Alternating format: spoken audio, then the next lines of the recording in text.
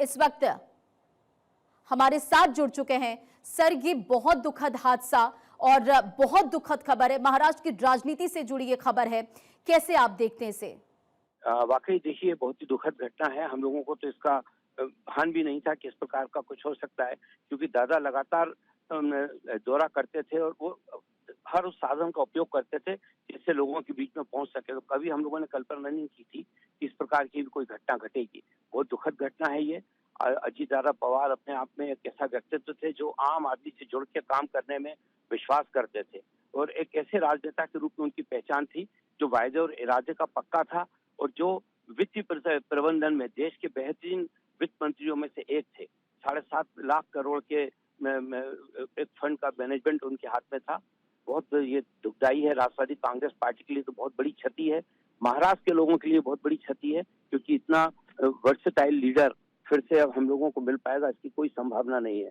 मैं राष्ट्रवादी कांग्रेस पार्टी के सभी कार्यकर्ताओं की ओर से और उन अजीत दादा पवार के लिए श्रद्धांजलि भी अर्पित करता हूं और हम उनके परिवार के लिए भी अपनी संवेदनाएं व्यक्त करते हैं कि जो घटना घटी है इससे सभी लोगों को बहुत ज्यादा नुकसान हुआ है और हम सभी लोग इस पूरी घटना से चिंतित भी हैं और इस बात को भी समझने की कोशिश कर रहे हैं कि क्या वाकई अजीत दादा हम लोगों के बीच में नहीं रहे। ब्रिजमोहन जी, लोगों ने सोचा नहीं होगा और अभी अभी वो आप देखिए निकले थे तो थोड़ी देर पहले उन्होंने पोस्ट भी शेयर किया था और आज कई मीटिंग्स जिसमें वो शामिल होने वाले थे। और देखिए जानकारी ये भी मिली कि प्रधानमंत्री मोदी ने भी इस हादसे को लेकर देवेंद्र फडणवीस से बातचीत की है। हाँ नहीं, बहुत बहुत बहुत बड़ी गंभीर घटना है ये, क्योंकि हमारे सभी जो विशिष्ट लोग होते हैं वो एविएशन प्लेन के माध्यम से, हेलीकॉप्टर के माध्यम से दौरा करते हैं। तो ये बहुत चिंता का बिंदु है कि इस प्रकार की अगर घटनाएं घटेंगी तो ये किसी के साथ भी घट सकता है। तो निश्चित रूप से हमारे एविएशन विभाग को भी इस मामले में बहुत गंभीरता से तय करना चाहिए कि आखिर ये घटना घटी क्यों, और ये अपने आप में एक बहुत बड़ी दुखदायी घटना है। सर, जरा आप ये भी बताएं कि दादा के नाम से उन्हें बोलते थे, आप कितने करीबी थे, कार्यकर्ताओं के लिए उनकी खासियत क्या थी जो उन्हें अलग बनाती थी, जो उनके साथ एक अलग ही कनेक्शन जोड़ के रखती थी? देखिए, दादा कहने के पीछे ये था कि वो हर एक के साथ एक बड़े भाई की तरह व्यवहार करते थे और उनका ये व्यवहार सिर्फ यहीं तक सीमित नहीं रहता था, बल्कि वो उनकी हमेशा कोशिश ये रहती थी कि वो एक आम आदमी की, जो उनसे जुड़ा हुआ व्यक्ति है, उसकी समस्या का समाधान करे। इसलिए महाराष्ट्र में कहा जाता था कि वायदे और इरादे का अगर कोई पक्का राजनेता है तो उसका नाम अजीत दादा पवार है। और ये वो खाली नारा नहीं था, हकीकत में वो इस बात को सिद्ध भी करते थे अपने व्यवहार से। और मेरा तो बहुत व्यक्तिगत इसमें नुकसान हुआ है, मेरा तो इसमें व्यक्तिगत क्षति हुई है, क्योंकि मैं राष्ट्रवादी कांग्रेस पार्टी में अजीत दादा पवार के कारण ही लगातार काम कर रहा था।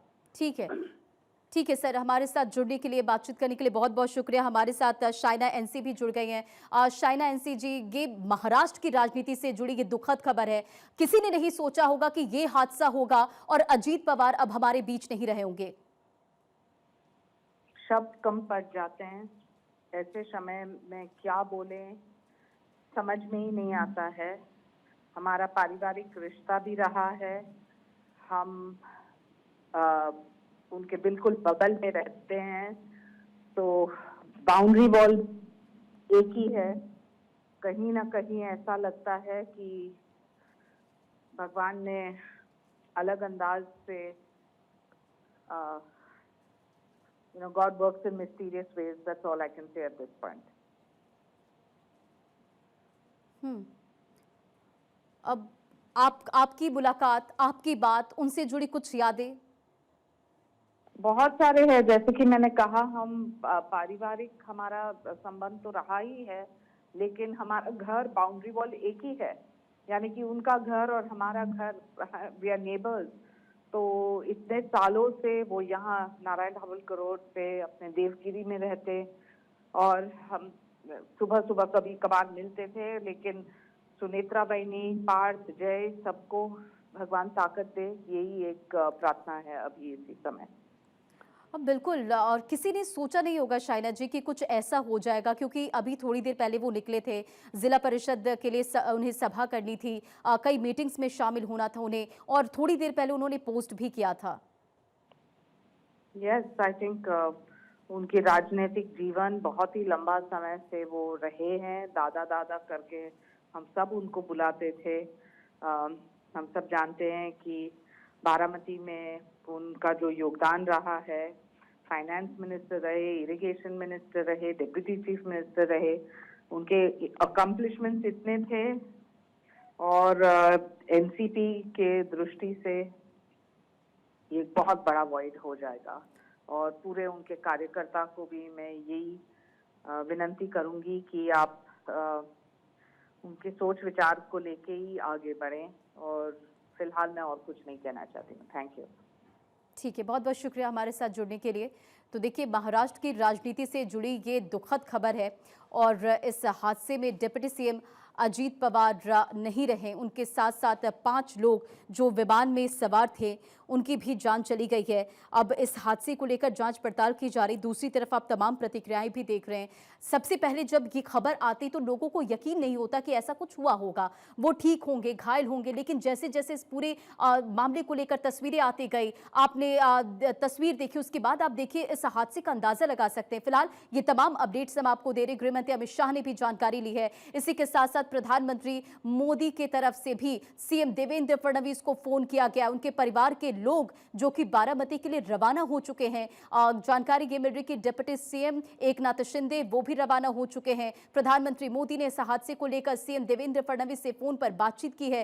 क्या कुछ हुआ है वो सारी जो जानकारी है प्रधानमंत्री नरेंद्र मोदी भी ले रहे हैं। विमान में सवार सभी 5 लोगों की मौत हो गई है। अजीत पवार समेत 1 पीएसओ, 1 अटेंडेंट, 2 क्रू मेंबर्स की जान चली गई है। डिप्टी सीएम एकनाथ शिंदे बारामती जाएंगे। इसी के साथ साथ दिल्ली से सुप्रिया सुले, सुनेत्रा पवार 11:30 बजे मुंबई के लिए रवाना होंगे और अजीत पवार के बेटे पार्थ पवार भी साथ में मुंबई के लिए रवाना होंगे। प्रधानमंत्री मोदी ने विमान हादसे की जानकारी ली है। प्रधानमंत्री मोदी ने सीएम देवेंद्र फडणवीस से फोन पर बातचीत की है। गृह मंत्री अमित शाह से भी हादसे की जो जानकारी है, गृह मंत्री अमित शाह ने भी हादसे की जानकारी ली है। तो ये तमाम जो अपडेट्स हम आपको लगातार बता रहे, दुखद खबर है, ये दर्दनाक खबर है, जहां अजीत पवार का प्लेन क्रैश में उनकी जान चली गई है। तो बारामती में चुनावी सभा थी, प्लेन में 6 लोग सवार थे और जैसे ये प्लेन अपने गंतव्य पर पहुंचती यानी कि लैंडिंग करती है, उसी समय लैंडिंग के दौरान ही ये प्लेन क्रैश हो जाता है और सुबह 8:45 पर ये देखिए विमान क्रैश हुआ है। लो विजिबिलिटी की वजह से भी हादसा हुआ, क्योंकि आपको मालूम है इस वक्त कई ऐसे इलाके जहां पर मौसम का मिजाज बदला हुआ है। लेकिन फिलहाल ये तस्वीरें भी हम आपको दिखा रहे, ग्राफिक्स के जरिए बता रहे कि क्या कुछ हुआ है। देखिए, अजीत पवार का प्लेन क्रैश हो गया है और इस दर्दनाक हादसे में, इस दुखद हादसे में उनकी जान चली गई है। बारामती में दरअसल एक जिला परिषद की चुनावी सभा में उन्हें शामिल होना था। उससे ठीक थोड़ी देर पहले आज लाला लाजपत राय को लेकर उनके तरफ से पोस्ट भी सोशल मीडिया पर किया गया। प्लेन में 6 लोग सवार थे, उनके पीएसओ थे, 1 अटेंडेंट थे, 2 क्रू मेंबर्स थे और जिनकी जान चली गई और लैंडिंग के वक्त प्लेन क्रैश हो गया। सुबह 8:45 पर जानकारी ये मिल रही कि जो विमान है वो क्रैश हुआ है। लो विजिबिलिटी की वजह से यह हादसा हुआ है। इसी के साथ साथ हम आपको ये तस्वीरें भी दिखा रहे हैं और इन तस्वीरों को देखकर आप अंदाजा लगा सकते हैं कि इस वक्त क्या सिचुएशन है, किस तरह से ये दुखद और दर्दनाक हादसा हुआ, भीषण हादसा हुआ है। क्योंकि आप देख पा रहे हैं, ये देखिए जो मलबा है, ये देखिए उस समय की तस्वीर है जब ये हादसा हुआ और उसके बाद इस मलबे में से धुआं उठता नजर आया, पूरी तरह से जलकर राख होता नजर आया। रेस्क्यू ऑपरेशन लगातार वहां पर जारी है। जो मलबा है उसे हटाने का काम वहां पर लगातार किया जा रहा है। लेकिन ये दर्दनाक हादसा हो गया जिसमें डिप्टी सीएम अजीत पवार नहीं रहे। प्रधानमंत्री नरेंद्र मोदी की तरफ से भी सीएम देवेंद्र फडणवीस को फोन किया गया है, उनसे बातचीत की गई है। इस हादसे को लेकर पूरी जानकारी पीएम ने ली है। जो भी दिग्गज है, जो भी लोग हैं, जब ये खबर सुन रहे तो उन्हें सबसे पहले यकीन नहीं हो पा रहा है, लेकिन वो बता रहे कि जब मीडिया रिपोर्ट्स में देखी, हमने तस्वीरें देखी, ये खबर सामने आई तो अपनी अपनी प्रतिक्रिया वो साझा कर रहे हैं। दुखद खबर है और इस दुख की घड़ी में वो बता रहे हैं कि किस तरह से उनके साथ जो एक्सपीरियंस रहा वो शेयर करते नजर आ रहे हैं। उनके परिवार के जो लोग हैं वो भी रवाना होंगे। ये तमाम जो जानकारी है हम लगातार आपको दे रहे हैं। इस खबर पर लगातार हमारी नजर बनी हुई है।